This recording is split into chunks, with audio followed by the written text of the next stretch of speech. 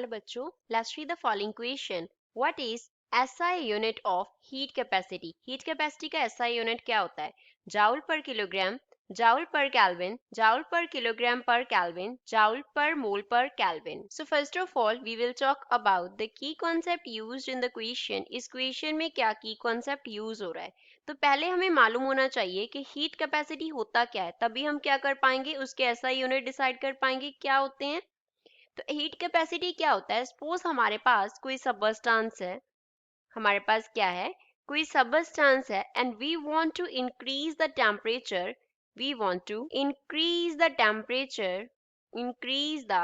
Temperature by 1 degree. हम 1 degree उस substance का क्या करना चाहते हैं, टेम्परेचर इंक्रीज करना चाहते हैं। तो हमें क्या करना पड़ेगा, हीट प्रोवाइड करनी पड़ेगी। तो जितनी हीट वहां पे हम प्रोवाइड करेंगे, और we can say heat required is known as heat capacity of that substance. किसी पर्टिकुलर सबस्टेंस का 1 डिग्री हमें क्या करना है, टेम्परेचर इंक्रीज करना है। तो जितना हीट रिक्वायर्ड होगा, that heat required is known as heat capacity.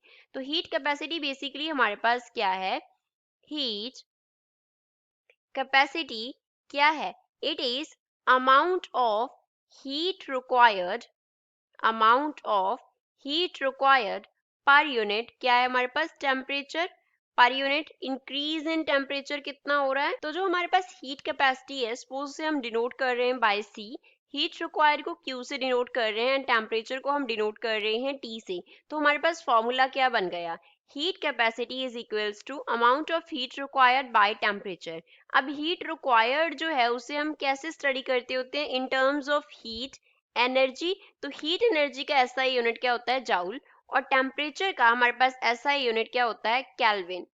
के से हम इसे डिनोट करते हैं। तो unit of SI unit of heat capacity क्या बन गए, SI unit of heat capacity क्या बन गए हमारे पास, that are joule per kelvin बन गए। तो गिवन ऑप्शन देखते हैं, गिवन ऑप्शन में से बी इस क्वेश्चन का करेक्ट आंसर है।